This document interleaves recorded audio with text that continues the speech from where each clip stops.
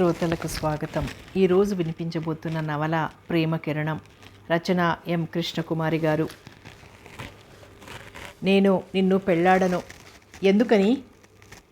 చెప్పే అవసరం నాకు లేదు అంటూ తలుపు మూయబోయింది ప్రేమ.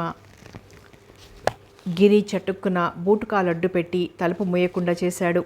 చెప్తే కానీ ఇక్కడి నుంచి కదిలేది లేదు అన్నాడు మొండిగా. చెప్పను అంది అతని కంటే మొండిగా ప్రేమ. మనిద్దరం ఒకరినొకరు అర్థం చేసుకున్నాం, ఎంతగానో ప్రేమించుకున్నాం.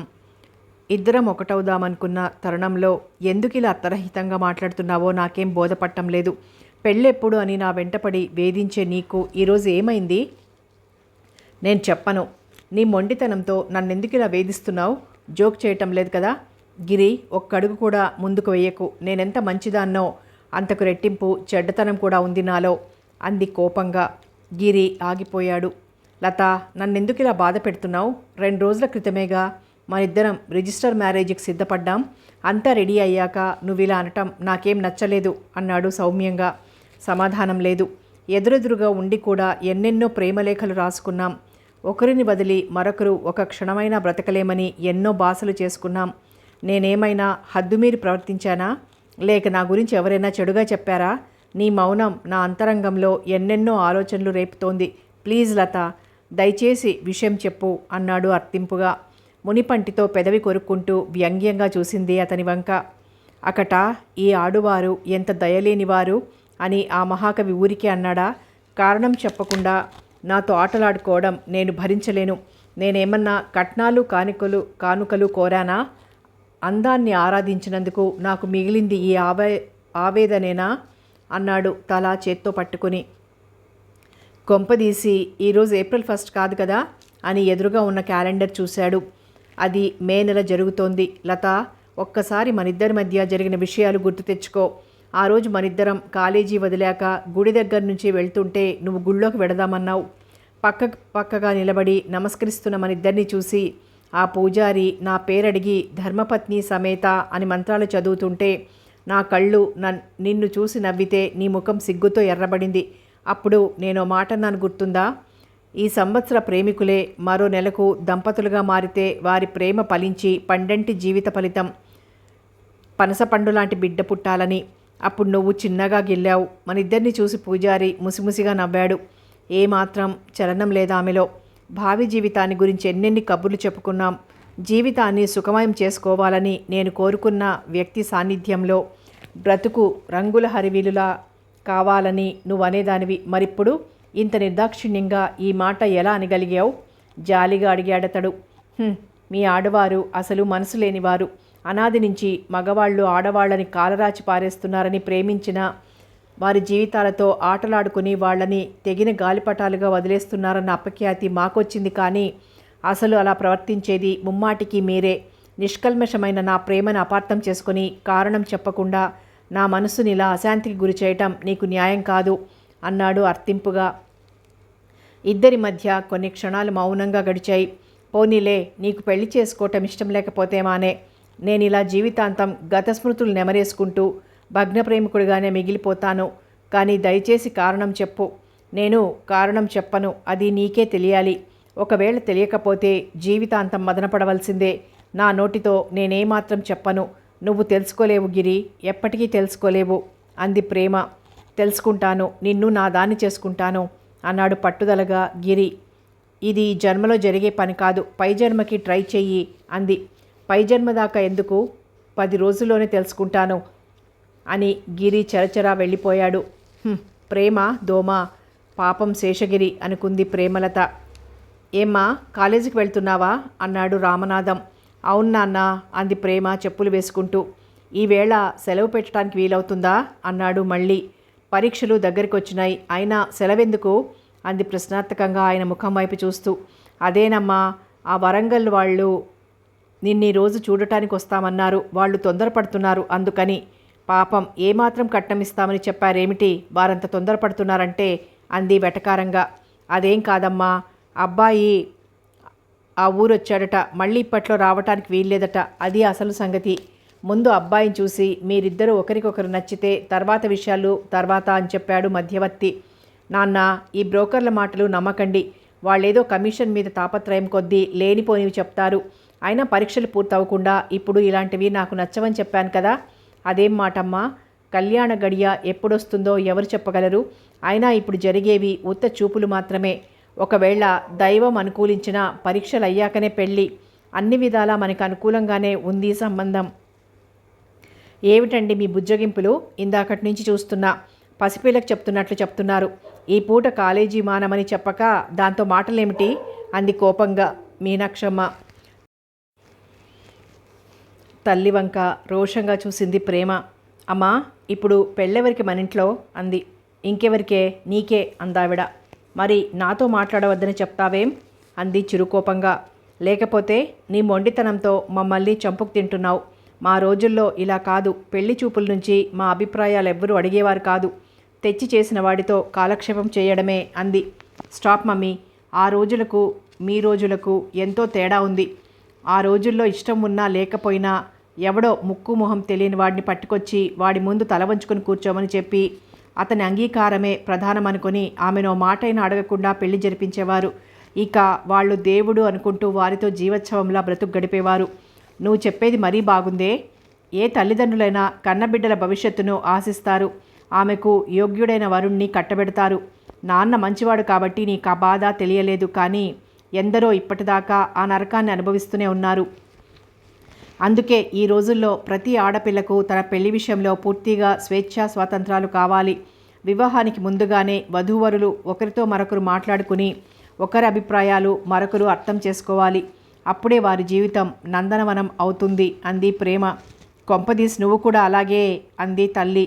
నువ్వు కూడా ఏమిటి? నేనే ముందు మన ఇంట్లో ప్రారంభోత్సవం చేస్తా అంది నవ్వుతూ. అవ్వా, పెళ్లి కొడుకుతో పెళ్లి కాకుండానే మాట్లాడడానికి సిగ్గులేదటే అంది. నై, ఎందుకు సిగ్గుపడాలి? జీవితాంతం తోడుగా జీవించే భార్యాభర్తలు ఒకరి మనసు మరొకరు అర్థం చేసుకోవటంలో సిగ్గులేదు, తప్పు కాదు. నీ మాటలతో నాకు కూడా పిచ్చి పట్టేటట్లుగా ఉంది అంది తల చేత్తో పట్టుకొని మీనాక్షమ్మ. అక్కయ్య మాటలు పిచ్చివి కాదమ్మా, ఇప్పుడు సినిమాల్లో నవలల్లో జరిగేవే అంది ప్రేమ చెల్లెలు సుధా. నువ్వు నోర్మూసుకో అందావిడ కసురుతూ. మరొక ముఖ్యమైన సంగతి మర్చిపోయాను. చూడండి నాన్న, నాకు వచ్చే పెళ్ళికొడుకు ముఖ్యమైన క్వాలిఫికేషన్ కట్నం తీసుకొని వాడై ఉండాలి. అలాంటి వాడైతేనే ఆహ్వానించండి, లేకపోతే టైం వేస్ట్ అంది తండ్రి కేసి చూస్తూ. ఓసేవ్ ప్రేమ, నీకు ఇవాళ నిజంగానే ఏదో పట్టిందే, అందుకే ఇలా మాట్లాడుతున్నావు. వేలకు వేలు కట్నాలు పోస్తేనే పెళ్లి కొడుకులు దొరకని ఈ రోజుల్లో కట్నం తీసుకొని వాడెవడుంటాడే? అలా అయితే నీకు ఈ జన్మలో పెళ్ళైనట్లే అంది. అవకపోతే మరీ మంచిది. హాయిగా ఉద్యోగం చేసుకొని నా కాళ్ల మీద నేను నిలబడతాను. అంతేకాని బానిసల ఒకడికి అమ్ముడుపోను, తెలుసా అంది ప్రేమ. అమ్ముడుపోవటం ఏముంది? కట్నాలు నిన్న ఇవాళ మనం పెట్టినవి కావు. తరతరాల నుంచి వస్తున్న సాంప్రదాయం. నలుగురితో పాటు మనం కట్నాలు ఇవ్వటం సాంప్రదాయం కాదమ్మా. తరతరాల నుంచి మన జాతిని పట్టుకొని పీడిస్తున్న ఓ సాంఘిక దురాచారం. ఆ దురాచారంలో పడి సమిధల్లా మాడి మసైపోయే ఆడపిల్లలు ఎంతమందో తెలుసా? రోజు పేపర్లలో కట్నాల గురించి, ఆత్మహత్యకు పాల్పడే ఎందరిని గురించి చదవటం లేదు? అది ఎక్కడో జరిగే సంగతి. ఎక్కడి సంగతి అయినా ఒక్కటే అమ్మా. దేశంలో ఆడపిల్లల పెళ్లి సమస్య ఏ ఇంట్లో అయినా ఒక్కటే. అసలు ముందు అమ్మాయి తల్లిదండ్రులు కట్నాలు ఇవ్వమని ఖచ్చితంగా ఓ అభిప్రాయానికి వస్తే తర్వాత పెళ్లి కొడుకుల విషయం ఆలోచించవచ్చు. ఇచ్చేవాళ్లను బట్టే పుచ్చుకునేవాళ్ళు. నీ మాటలు మరీ విడ్డూరమే. మేము మా పిల్లతో పాటు మీరు కోరిన కట్నం ఇస్తాం మొర్రో అంటున్నా ఒక్క పెళ్లి కొడుకు దొరకటం లేదు. ఇంకా మేము పైసా కట్నం ఇవ్వం అని చెప్తే ప్రతి కొంపలో ఆడపిల్లలు బ్రహ్మచారులుగా మిగిలిపోవాల్సిందే. అయితే నష్టమేముంది? ఆడా మగ ఇద్దరూ సమానమే. ఈ రోజుల్లో ఇద్దరూ చదువుకుంటున్నారు, సమానంగా ఉద్యోగాలు చేస్తున్నారు. అటువంటప్పుడు మగవాడికే కట్నం ఎందుకు ఇవ్వాలి? ఆడపిల్లకి ఎందుకు ఇవ్వకూడదు? ఎప్పటి నుంచో వస్తున్న సాంప్రదాయం ఈరోజు మార్చటం ఎవరి తరం కాదు అంది మీనాక్షమ్మ. సాంప్రదాయం ఎవరు పెట్టారు ఈ సాంప్రదాయం? ఇవన్నీ మనుషులు తమకు తామే ఏర్పరచుకున్న సంకెళ్ళు. కట్నమనే ముళ్ల పొదల మధ్యపడి ఆడపిల్లలు అనే కన్నె గులాబీలు ఎందరో నలిగిపోతున్నారు, మరికొందరు వాడిపోతున్నారు. ముళ్లను తొలగించి పువ్వులను కాపాడే భారం పెద్దలైన తల్లిదండ్రులు మీరు వహించాలమ్మా. ఆనాడే మన దేశం బాగుపడుతుంది. నీ పిచ్చి మాటలతో నాకు తలనొప్పి తెప్పించకు. నీ మాటలు నాకు ఒక్కటి కూడా అర్థం కాలేదు అంది. అర్థం కాకపోయినా నా నిర్ణయం మాత్రం మారదు. కట్నం కోరనివాడు పేదవాడైనా సరే నేను అతన్ని చేసుకోవటానికి నిరభ్యంతరంగా అంగీకరిస్తాను. లేకపోతే జీవితంలో పెళ్ళంటూ చేసుకోను అంది స్థిర నిశ్చయానికి వచ్చినట్లుగానే. అలా బెల్లం కొట్టిన రాయిలా మాట్లాడరేమిటండి? దీని భాగోతం చూస్తున్నారా? దీని గొంతెమ్మ కోరికలు చూస్తుంటే అసలు దీనికి పెళ్ళవుతుందా అనిపిస్తోంది అంది గాబరాగా ఆవిడ. ఎందుకు మీనాక్షి అలా హడావుడి పడిపోతావు? అమ్మాయి అదృష్టం బాగుంటే దాని కోరికల మేరకి వరుడు రావచ్చు. చదువుకున్న పిల్ల, దాని అభిప్రాయాలు దానివి అన్నాడు ఆయన తొడక్కుండా. తండ్రి వంక మెచ్చుకోలుగా చూసింది ప్రేమ. ఆ చదువు చట్టుబండలు అదే ఇంతదాకా తెచ్చింది. కాలేజీల్లో స్టేజీలెక్కి ఉపన్యాసాలు దంచడం కాదు జీవితం అంటే, ముందు ముందు తెలుస్తుంది. అదేదో చిన్నతనం తెలియక వాగుతుంది. దానికి మీరు వంతపాట పాడుతున్నారు. తీసుకురండి, కానీ కట్నం లేకుండా ఎవరొస్తారో చూస్తాను అంది ఉక్రోషంగా. మమ్మీ, నా మూడ్ పాడు చేయకు. సాయంకాలం కదా పెళ్లివారు వచ్చేది. అందాక నన్ను డిస్టర్బ్ చేయకు, చదువుకోవాలి అంది గదిలోకి వెళ్ళిపోతూ. ఆమె అలా వెడుతుంటే రెండు జడలు తమాషాగా ఊగుతున్నాయి. కూతురు అలా వెళ్ళగానే భర్త దగ్గర చేరిన మీనాక్షమ్మ, ఏమిటండి మీరు కూడా అలా మాట్లాడతారు? సాయంకాలం వచ్చే పెళ్లివారికి కట్నం ఆశగా ఉందని తెలిసి కూడా పేరయ్య గారి మాట మీద రమ్మని చెప్పాం. వాళ్ళెంత అడుగుతారో తెలియదు. మరిప్పుడు అమ్మాయి మాటలు అయోమయంగా అందామే. చూడు మీనాక్షి, మన ప్రేమ చాలా తెలివికల పిల్ల, అందరిలాంటిది కాదు.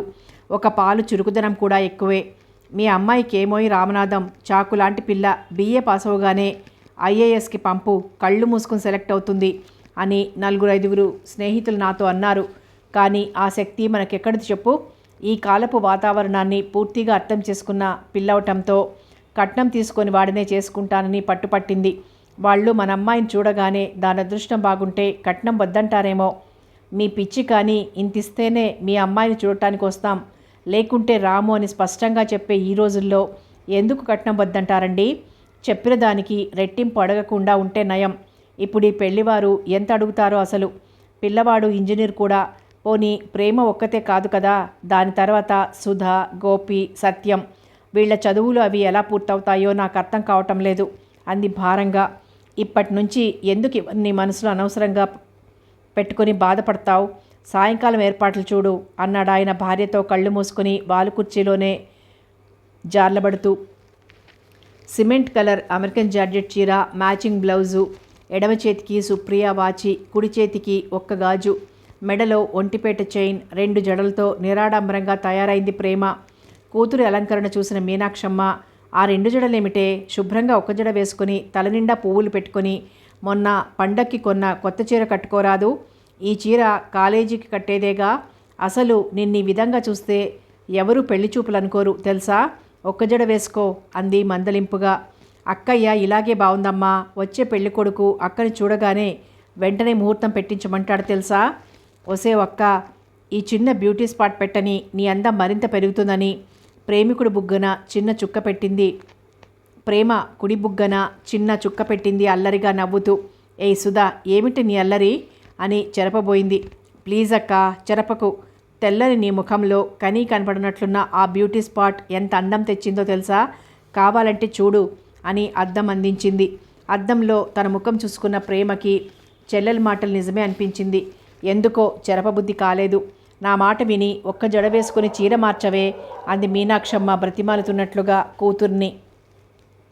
అమ్మ, పెళ్లివారికి నచ్చవలసింది నా రూపం కానీ నా 2 జడలు కావు. ఈ మేకప్ మార్చే ఓపిక నాకింక లేదు. నచ్చితే నచ్చుతుంది, లేకపోతే లేదు. వాళ్ళ కోసం సింగారించుకుని కూర్చోవటం నాకు అసహ్యం. రోజు ఉండే అలంకరణ చాలు.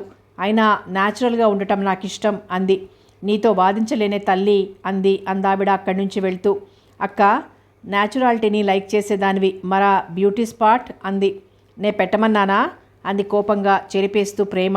సారీ అక్క అంది చిన్నపోయిన ముఖంతో సుధా. ప్రేమేం మాట్లాడలేదు. అక్కకి కోపం వచ్చిందని గ్రహించిన సుధా మెల్లగా జారుకుంది. ప్రేమకి చెప్పలేనంత చిరాగ్గా ఉంది. ఎవడో తనను చూడటానికి వచ్చే గొట్టం కోసం తనలా పడిగాపులు పడి ఉండటం డామ్ షేమ్ అనిపించింది. మంచం మీద పడుకుని అద్దం చేతిలోకి తీసుకుంది. తన ముఖం పరిశీలనగా చూసుకుంది. బ్యూటీ స్పాట్ జరిగిన చోట కొంచెం నల్లగా అయింది. కొంచెం పౌడర్ అద్ది మళ్ళీ సన్నగా ఓ చుక్క పెట్టింది. కాలేజీలో తనని అందరూ నీకేమే సహజ సౌందర్యం, ఏ చీర కట్టినా ఆఖరికి చేతికి మట్టిగాజులు వేసుకున్నా సరే రంభలా ఉంటావని అంటారు. ఇక మగపిల్లల సంగతి అయితే సరే సరి. ఆ మాటలు గుర్తుకొచ్చిన ప్రేమకు ఒక రకంగా గర్వంగా అనిపించింది. హాల్లో మాటలు వినపడటంతో మంచం పక్కనున్న కిటికీలోంచి చూసింది. ఓహో, పెళ్లివారు వేంచేశారు కాబోలు అనుకుంది. తండ్రి హడావిడిగా లోపలికొచ్చి, ఇదిగో మీనాక్షి, పెళ్లివారు వచ్చేశారు, అంతా రెడీగా ఉందా, అమ్మాయి తయారైందా అని కూతుర్ని చూసి, అదేమిటమ్మా నువ్వింకా ఇలాగే ఉన్నావు, వాళ్ళు వచ్చేశారు కూడాను అన్నాడు కంగారుగా. ఎందుకు నాన్న అంత హడావుడి పడతారు, వాళ్ళు కూడా మనలాంటి మనుషులేగా, అయినా నా అలంకరణ ఇదే అంది. ఏదో అందామని నోటిదాకా వచ్చి కూడా ప్రస్తుతం మాట్లాడే సమయం కూడా లేదని రామనాథం హాల్లోకి వెళ్ళిపోయాడు. అక్క, పెళ్ళికొడుకు అచ్చం అమితాబ్ బచ్చన్లా ఉన్నాడు తెలుసా అంది సుధా. అమితాబ్ బచ్చనా, ఆవకాయ ముక్క అంది ప్రేమ చిరాగ్గా.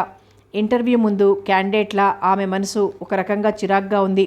ఎప్పుడు తన పేరు పిలుస్తారా అని వెయిట్ చేయటం. తీరా పిలిచాక రిజల్ట్స్ శూన్యం. మరిప్పుడు ఈ ఇంటర్వ్యూ ఎలా ఉంటుందో అనుకుంది. ప్రేమ, రావే, వాళ్ళు పిల్లని తీసుకురమ్మంటున్నారు అంది తల్లొచ్చి. పిల్లేమిటే పిల్ల, పిల్లా జల్లా, ఏం పేరు పెట్టి చెప్పలేరు. అమ్మా నువ్వు చెయ్యొదులు, నాకేం కుంటా గుడ్డా అంది తల్లి చేతి నుండి తన జబ్బ వదిలించుకుంటూ. అయినా అప్పుడే పెట్టిన టిఫిన్లు మేసేశారేమిటి అంది. ఛీ ఊరుకోవే, వాళ్ళు వింటే బాగుండదు అని ఈ పిల్లతో వేగటం ఎలారా దేవుడా అనుకుంది మనసులో మీనాక్షమ్మ. ఒకసారి చీర సర్దుకొని హాల్లోకి నడిచింది ప్రేమ.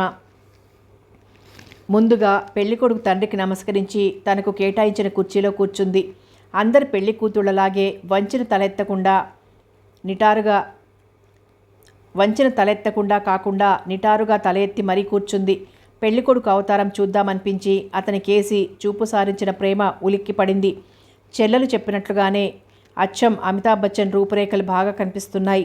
పచ్చని శరీర ఛాయలో నల్లని కర్లింగ్ హెయిర్ క్రాఫ్, మబ్బులాంటి జుట్టు, దుబ్బులాంటి మీసకట్టు, బ్లాక్ కలర్ టెర్లిన్ ప్యాంటు మీద వైట్ ప్రింటెడ్ పాలిస్టర్ షర్టు చేతులు ముంజేతి వరకు మడిచాడు.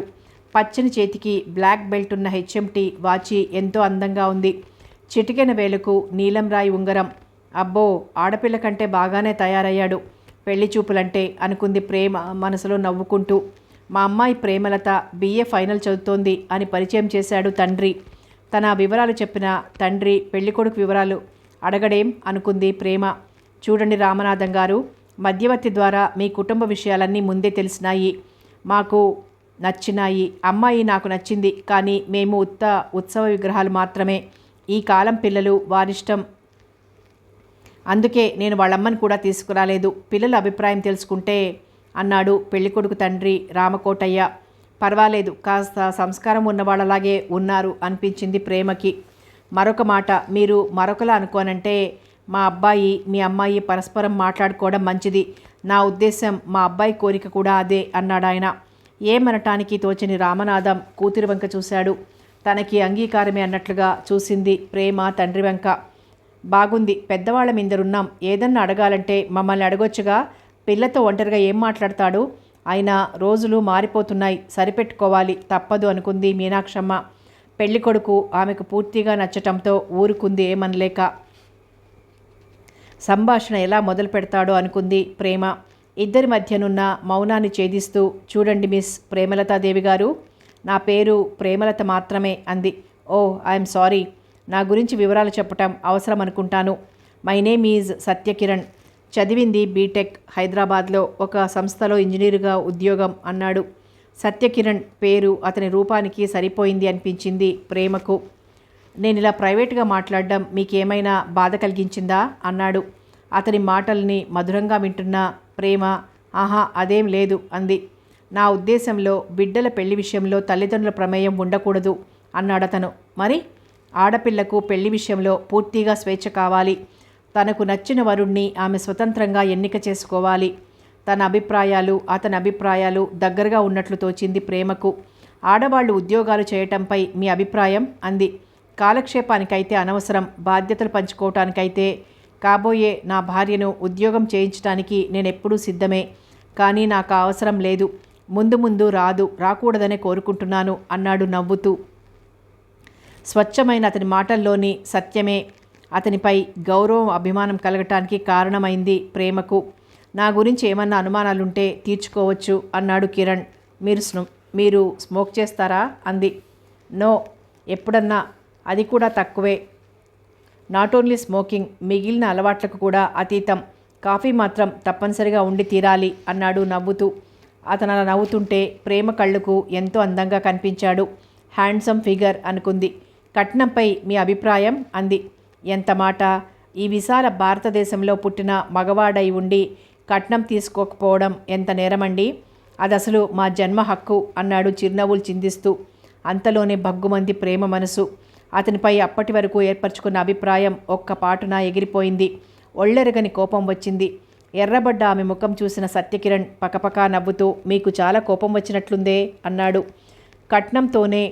కట్నం కోరే నేటి పెళ్లికొడుకులపై మీ అభిప్రాయం ఏమిటో అన్నాడు మళ్ళీ. నా దృష్టిలో వాళ్ళు మనసులేని పశువులు. మరొక మాటలో చెప్పాలంటే పెళ్లిళ్ల బజారులో అమ్ముడుపోయే గొడ్లు. ఆడపిల్లల తల్లిదండ్రుల రక్తాన్ని పీడించే ఈ జలగలున్నంత వరకు ఈ సమాజం బాగుపడదు. దయచేసి మరొక మాటకు అవకాశం వద్దు. మీరింక వెళ్ళొచ్చు. ఇంకా ఏం మాట్లాడతానో నాకే తెలియదు అంది ఖచ్చితంగా. అందమైన ఆడపిల్లకు అంత కోపం పనికిరాదండి. చూడండి, కట్నం తీసుకుని సంతలో పశువుల్లా అమ్ముడుపోయి నా భర్తను నేను ఇన్ని వేలకు కొనుక్కున్నాను అని నలుగురిలో చాటింపు వేసే అమ్మాయికి భర్తగా అవటం నాకు పూర్తిగా నచ్చని విషయం. కట్నానికి నాకు చుక్కెదురు తమాషాగా అన్నాడు. మీ అభిప్రాయం తెలుసుకుందామని వరకట్నాన్ని పూర్తిగా వ్యతిరేకించే వ్యక్తుల్లో నేను మొదటివాడిని అన్నాడు సీరియస్గా. మంచు ముక్కల ఆమె కోపం ఒక్కసారిగా కరిగిపోయింది. ఎంతో ఆరాధనగా చూసింది అతని వంక. ఆ చూపుల్లోని ప్రేమను అర్థం చేసుకున్న కిరణ్ చిరునవ్వు నవ్వాడు. అయితే నేను నా క్వాలిఫికేషన్లు మీకు పూర్తిగా నచ్చాయనుకుంటాను. మరిప్పుడు నన్ను పెళ్లి చేసుకోవటానికి మీకేం అభ్యంతరం లేదనుకుంటాను అన్నాడు. సిగ్గుగా తలదించుకుంది ప్రేమ. మౌనమే అంగీకారమా అన్నాడతను. ప్రేమ గడ్డం పట్టి పైకెత్తుతూ అతని స్పర్శ ఆమెలో ఏవో గిలిగింతలు రేపినట్లయింది. మరి నేను మీకు నచ్చానా అంది మెల్లగా.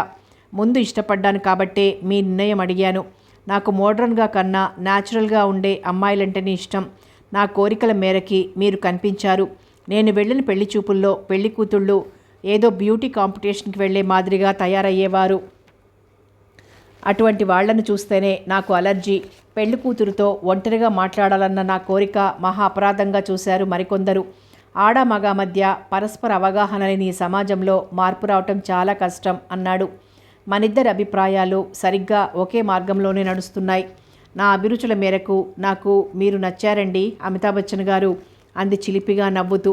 అదేమిటండోయ్, మీరు కొత్త నామకరణం చేస్తున్నారు అన్నాడు కంగారుగా. భయపడకండి, మిమ్మల్ని హాల్లో చూడగానే మా చెల్లెలు వచ్చి మీరు అమితాబ్ బచ్చన్లా ఉన్నారని చెప్పింది. మీరేమన్నారు అన్నాడు కుతూహలంగా. నిజం చెప్పమంటారా అంది వచ్చే నవ్వుని ఆపుకుంటూ. ఓఎస్ అన్నాడతను. అమితాబ్ బచ్చన్ లేదు, ఆవకాయ ముక్క లేదు అన్నాను అంది నవ్వుతూ. చంపేశారు. ఆంధ్రుల రాజధాని హైదరాబాద్ నగరంలో ఉద్యోగం అఘోరిస్తున్న ఓ అందమైన అబ్బాయి మరొక అందమైన అమ్మాయిని చూడటానికి వస్తే ఆవకాయ ముక్కని నిక్నేమ్ తగిలిస్తారా? మీ నాన్నగారికి కంప్లైంట్ చేస్తానుండండి అన్నాడు కోపం వచ్చినట్లుగా ముఖం పెట్టి. ఏమనండి అంది భయంగా ప్రేమ. అందమైన హీరో లాంటి అబ్బాయికి పేర్లు పెట్టే గడుసు పిల్ల అక్కను త్వరలోనే నా అర్ధాంగిని చెయ్యమని అన్నాడు. సంతోషంగా ఊపిరి పీల్చుకుంది ప్రేమ. వాచి చూసుకుని, అబ్బా చాలా సమయమైంది, మనిద్దరం వెళ్ళకపోతే మాటలే కాదు పెళ్ళి కూడా చేసుకుని ఓ అబ్బాయిని కూడా తీసుకొచ్చే ప్రమాదం ఉన్నదని మన వాళ్ళు అపోహపడవచ్చు అన్నాడు కొంటెగా నవ్వుతూ. మీ మాటలు భలే చిలిపిగా ఉంటాయి అంది ప్రేమ. మీ గడుస్తనం కంటేనా అన్నట్లు చూశాడతను. పెళ్లి కొడుకు అతని తండ్రి బయటికి వెళ్ళి 10 నిమిషాలు మాట్లాడుకున్నారు. వాళ్ల నిర్ణయం ఏం చెప్తారో కాస్త మంచి చీర కట్టుకోమన్నా వినలేదా మొండికటం. వాళ్లకు నచ్చిందో లేదో అనుకుంది మీనాక్షమ్మ. పెళ్లి కొడుకుతో ఏం దుడుకుగా మాట్లాడిందో. అసలే ప్రేమది తొందర స్వభావం అని రామనాథం భయపడసాగాడు.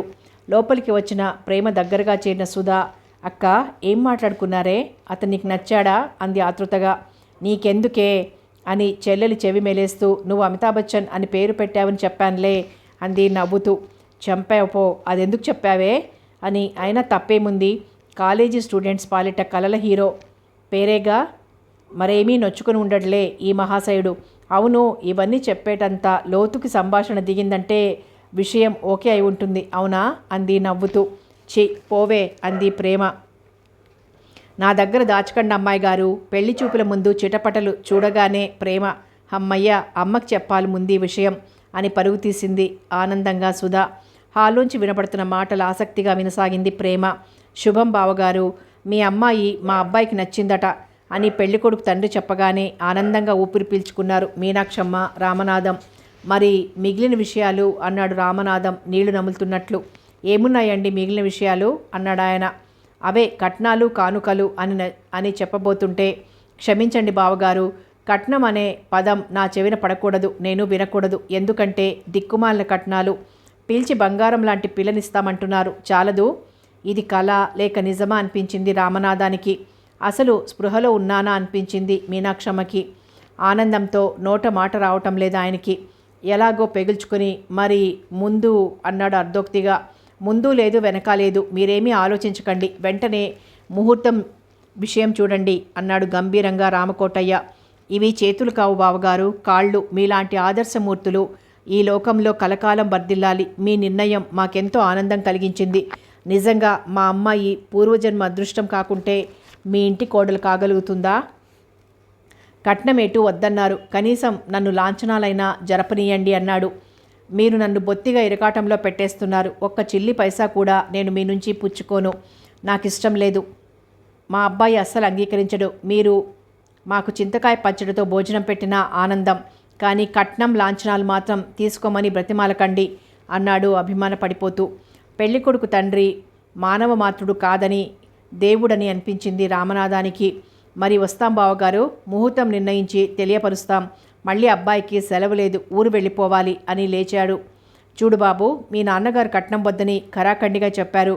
కనీసం నీకు సూట్లైనా, క్షమించండి మరొకలా అన్నానని కాదు, మీరెంత నిరాడంబరంగా పెళ్లి జరిపిస్తే నాకంత ఇష్టం. పోతే పెట్టుపోతల విషయం నా దగ్గర ఎత్తి నన్ను అవమానించకండి, అనవసరమైన ఆర్భాటాలు చేయకండి అన్నాడు మృదువుగా. తులసివనంలో గంజాయి పుడుతుందా అనుకున్నాడు రామనాథం. కిటికీలోంచి చూస్తున్న ప్రేమకి కళ్ళతోనే వీడ్కోలు చెప్పాడు కిరణ్. ఏదైనా అవసరం ఉంటే రాయమని చెప్పి తన అడ్రస్ కార్డు మామగారు చేతికిచ్చాడు కిరణ్. వీధి చివరిదాకా వెళ్ళొచ్చాడు రామనాథం. నిజంగా మన అమ్మాయి అదృష్టవంతురాలండి. ఇంజనీర్ సంబంధం, కానీ కట్నం లేకుండా కుదిరింది అంటే నమ్మబుద్ధి కావటం లేదు అంది మీనాక్షమ్మ. నే చెప్పలేదుటే, మన ప్రేమ జాతకం మంచిది, లేకపోతే ముందా మాటేమిటి? తర్వాత అమ్మాయిని చూడగానే కట్నమే కాకుండా ఆఖరికి లాంఛనాలు కూడా వద్దన్నారంటే అంతా అమ్మాయి చేసుకున్న పుణ్యం అన్నాడు రంగనాథం. ఏమండి, మీరు అసలు సరిగ్గా విన్నారా, లేక నా చెవులకి అలా వినబడిందా? ఆయన నిజంగానే కట్నం వద్దన్నారు కదా అంది అనుమానంగా మీనాక్షమ్మ. పొరపాటైపోయిందే. ఆ మాటలన్నీ పక్కింటి వాళ్ళ టేప్ రికార్డర్ అడిగి తెచ్చి టేప్ చేయాల్సింది. రోజుకొకసారైనా ఆ మాటలు వింటుంటే అమ్మకి పూర్తిగా నమ్మకం కలుగుతుంది అంది అల్లరిగా సుధా. ఆ మాటలకి అందరూ పక్కున నవ్వారు. అమ్మా, ఆ విషయం గురించి నీకేమీ అనుమానం అక్కర్లేదు. ఆయనకి కట్నం లాంఛనాలు అనే మాటలు పూర్తిగా నచ్చవని చెప్పారు. నువ్వు విన్నవన్నీ నిజాలే అంది ప్రేమ. అమ్మా, అప్పుడే ఆయనైపోయారే అక్క. బావ ఏం మంత్రం వేశాడో కానీ భలే మారిపోయావే అంది సుధా అక్కని ఏడిపిస్తూ. నాలిక ఖర్చుకుంది ప్రేమ చెల్లెలికి పట్టుబడినందుకు. ఏమ్మా ప్రేమ, మరి ముహూర్తం విషయం ఏమంటావు? పరీక్షలు అవ్వాల్సిందేనా అన్నాడు రామనాథం. మీరు మరీనండి, కుదిరిన సంబంధం ఆలస్యం చేస్తుంటే మళ్ళీ వాళ్ళకి ఏం బుద్ధి మారుతుందో. పెళ్ళయ్యాక పరీక్షలు రాస్తుంది, త్వరలోనే ముహూర్తాలు పెట్టించమని వాళ్లకు రాయండి అంది మీనాక్షమ్మ. వాళ్ళేం మాట తప్పే మనుషులు కారు. మీ ఇష్టం వచ్చినట్లు చేయండి నాన్న అంది రోషంగా ప్రేమ. 3 ముళ్ళు పడకుండానే అమ్మాయి వాళ్ల పక్షం చేరిపోయింది. చూశారా, ముందసలు పెళ్ళే వద్దంది. ఏదో నామకా వాస్తే చూపులు అనుకున్నాం, ఈ సంబంధమే కుదిరిపోయింది. ఆడపిల్లలు ఎంతగా మారిపోతారో అంది మీనాక్షమ్మ కూతురి వంక నవ్వుతూ చూసి. అన్ని విధాలా పెళ్ళికొడుకు నచ్చాడు కాబోలు. అందుకే పరీక్షల తర్వాతే పెళ్ళి అన్న కూతురు ఇప్పుడు మీ ఇష్టం అంటోంది అనుకున్నాడు నవ్వుకుంటూ రంగనాథం. వాళ్ళలా అంటుంటే ప్రేమకి సిగ్గుగా ఉంది.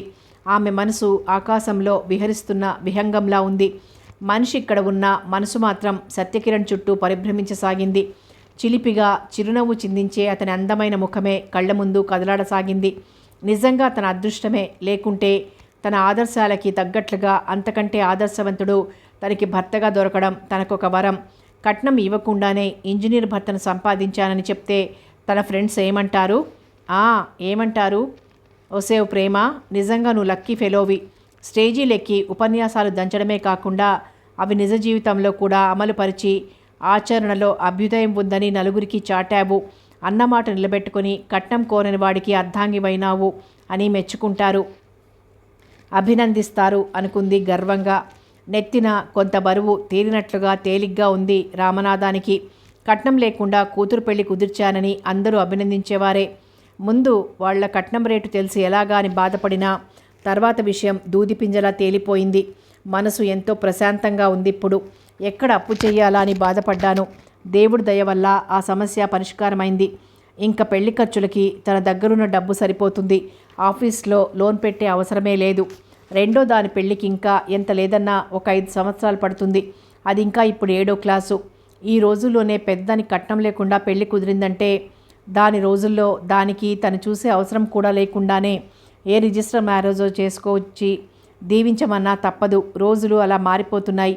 ఎవరి అదృష్టాన్ని ఎవరు చెప్పగలరు? ఇంకా తనకి ఒక 10 ఏళ్ల సర్వీస్ ఉంది. ఈ చిన్నపాటి స్వంత ఇంట్లో వచ్చే డబ్బుతో తను, భార్య, మగపిల్లలిద్దరూ కాలం గడపలేరు. భవిష్యత్తును ఊహించుకుంటున్న ఆయనకి కాలం ఎంతగా గడిచిపోయింది కూడా తెలియలేదు. ఆడపిల్ల తల్లిగా మీనాక్షమ్మ ఆనందం చెప్పనే అక్కర్లేదు. కూతురి గొంతెమ్మ కోరికలు చూసి దాని పెళ్ళి ఇంత తొందరలో కుదురుతుందని కలలో కూడా అనుకోలేదు. కూతురి మాటలు గుర్తుకొచ్చి చదువుకుంది, చక్కనిది, అందుకే అబ్బాయికి నచ్చింది కాబోలు. దానికి ఎంత తెలివితేటలు లేకపోతే కట్నం గురించి అన్నన్ని మాటలు మాట్లాడింది. నిజమే, దిక్కుమాలిన కట్నాలు ఎవరు పెట్టారో, దేశంలో ఎందరు బాధపడుతున్నారు వీటి వల్ల అనుకుంది. ఇంజనీర్ అత్తగారుగా ఊహించుకొని అమితంగా ఆనందపడసాగింది. మంచం మీద బోర్లా పడుకుని ఏదో రాసుకుంటోంది ప్రేమ. ఎందుకో ఆ గదిలోకి వచ్చిన సుధా చప్పుడు చేయకుండా పక్కకు వంగి చూసింది.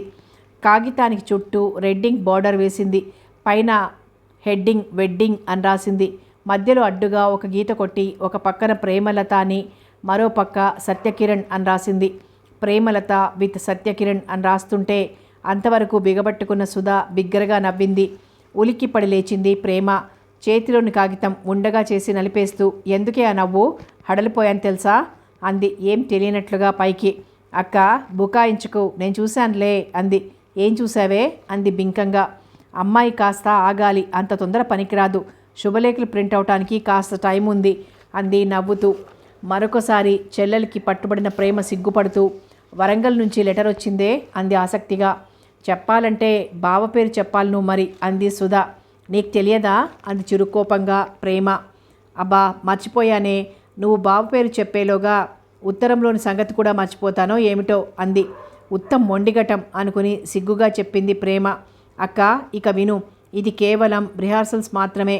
గడప దగ్గర బావ పేరు చెప్తే గాని అత్తవారింట్లో లోపలికి వెళ్ళనీయరు తెలుసా? అందుకే ఈ ట్రయల్. అవును, అసలు విషయం మర్చిపోయాను. మీ అత్తగారు ఈ ఊరు ఎవరింటికో పెళ్ళికి వస్తోందట. అప్పుడు కాబోయే కోడలు గారిని చూడటానికి వేంచేస్తుందట అంది. ఇంకా ఎవరన్నా వస్తున్నారా? ఆవిడొక్కతేనా అంది ప్రేమ. మీ శ్రీవారు మాత్రం రారట్లే అంది అక్కను ఉడికిస్తూ సుధా. ఏయ్ సుధా, ఏమిటే నీ అల్లరి? రోజు రోజుకు ఎక్కువైపోతోంది. రేపు నీ పెళ్ళికి చూడు నేను కూడా అంది నెత్తిన మొట్టబోతూ. అక్కకి అందకుండా పారిపోతూ, ఇంకా చాలా టైం ఉందిలే అంది చెంగున పరుగు తీస్తూ సుధా. చేతిలోని కాగితపుండని సరిగ్గా చేసి పరవశంగా చూసుకుంది ప్రేమ. తన పేరు పక్కన కిరణ్ పేరు చూస్తే ఎంతో అందంగా అనిపించింది. చెల్లెలు చేసిన అల్లరికి నవ్వుకుంటూ ఆ కాగితాన్ని పుస్తకంలో ఉంచింది. తనను చూడటానికి ప్రత్యేకంగా కాబోయే అత్తగారు వస్తోందంటే ఎంతో ఆనందంగా ఉందామె మనసుకి. వియ్యపురాలు వస్తోందని ఘనంగా ఏర్పాట్లు చేసింది మీనాక్షమ్మ. తల్లి చెప్పినట్లుగా విని బుద్ధిగా పట్టుచీర కట్టుకుని ఒంటి జడతో తల నిండా పువ్వులతో తయారైంది ప్రేమ. కాబోయే కోడల్ని చూసి తృప్తిపడింది కమలమ్మ. వంటొచ్చా, ఏం చదువుకున్నావని తెలిసిన 2 ప్రశ్నలు అడిగింది. తమకు ప్రధానం అలవాటు లేదని పూలు పళ్ళు 2 జాకెట్ ముక్కలు బొట్టు పెట్టి కోడలికిచ్చింది. వచ్చే నెల 15వ తారీఖున ముహూర్తం నిర్ణయించారని ఉత్తరం రాస్తామని తెలియపరిచిందావిడ. ఇది మే నెల, జూన్ 15 అంటే మరొక 20 రోజులే. కిరణ్ రూపం మనసులో మెదిలింది ప్రేమకు. భోజనానికి ఉండమని బలవంతం పెట్టినా మళ్ళీ రాత్రికి తను పెళ్లివారితో వెళ్ళిపోవాలని అందరికీ చెప్పి ప్రేమతో మరీ చెప్పి వెళ్ళిపోయిందావిడ. మరీ బొత్తిగా టైం లేదు, వ్యవధి తక్కువండి అంది మీనాక్షమ్మ. అక్క పరీక్షలు కూడా వచ్చే వారంలోనే అంది సుధా. అన్నీ బజార్లోనే ఉన్నాయి, హడావిడెందుకు మీనాక్షి అన్నాడు రంగనాథం. ముహూర్తం స్థిరమైనందుకు ఒకవైపు ఆనందంగా ఉన్నా పరీక్షలు దగ్గరవటంతో అతి కష్టం మీద మనసు చదువు మీద లగ్నం చేసింది ప్రేమ. పుస్తకం తెరిస్తే చాలు పాఠాలకు బదులు కిరణ్ రూపం ప్రత్యక్షమయ్యేది. మనసు మరల్చుకుని ఎలాగో చదవసాగింది. మధ్యలో చెల్లెలు ఒకటే అల్లరి. మొత్తానికి ఎలాగో రాసి పరీక్షలు పూర్తయినాయి అనిపించింది ప్రేమ. ఆఖరి రోజు పరీక్ష రాసి బరువు దింపుకున్న దానిలా తేలిక పడింది. పెళ్లి వారం రోజులు ఉందనగా హఠాత్తుగా వచ్చిన పెళ్ళికొడుకు తండ్రిని చూసి ఎందుకు వచ్చాడా అనిపించింది రామనాథానికి. మీ అమ్మాయికి పట్టు చీరలు ఏ రంగు కావాలో అడుగుదామని వచ్చాను. అదీ కాక మా చుట్టాలందరూ గుడివాడలో ఉన్నారు. వాళ్ళందరినీ స్వయంగా పిలవాల్సిన పని కూడా ఉందిలేండి అని ఆయన చెప్పిన తర్వాత మనసు కుదుట పడింది రామనాథానికి. ఏమ్మా కోడలా, పరీక్షలు బాగా రాశావా అని ఆయన అడుగుతుంటే సిగ్గుగా తల ఊపింది ప్రేమ. ఎంత మంచివాళ్ళో, ఆఖరికి చీరల దగ్గర నుంచి తన ఇష్టమైనవే సెలెక్ట్ చేస్తున్నారని మురిసిపోయింది ప్రేమ. ఆ రోజు ఉండి మర్నాడే ఆయన వెళ్ళిపోయాడు. మళ్ళీ పెళ్లి హడావుడిలో పడిపోయారందరూ. స్నేహితులకి శుభలేఖలు పంపటం, బట్టలు సెలెక్ట్ చేసుకోవడం. రోజుకొకసారైనా బజారు వెళ్ళవలసి వస్తోంది ప్రేమకి. ఎందుకో తండ్రి నీరసపడ్డట్లుగా తోచింది ప్రేమకు. అనుమానంగా తల్లిని అడిగింది. పనుల ఒత్తిడి వల్ల అయి ఉంటుందని చెప్పిందావిడ. తల్లి సమాధానం తృప్తినివ్వకపోవటంతో తండ్రిని అడిగింది. ఎందుకు నాన్న, మనసులో ఏదో బాధపడుతున్నారు అంది. ఏమీ లేదమ్మా, ఇంటికి పెద్ద పిల్లవి, పెళ్ళైతే మా కళ్ళ ముందు ఉండవుగా, అందుకని కాస్త బెంగగా ఉంది, అంతకంటే మరే బాధ లేదు అన్నాడాయన కళ్ళొత్తుకొని. తండ్రి అలా అనటంతో ప్రేమకి కూడా కన్నీరొచ్చింది. అయినా తమాయించుకుంది. మీరు ఎప్పుడు రమ్మని రాస్తే అప్పుడు మీ కళ్ళ ముందుంటాను, సరేనా అంది నవ్వుతూ. అంతకంటే నా తల్లి అన్నారాయన. కథ కొనసాగుతుంది.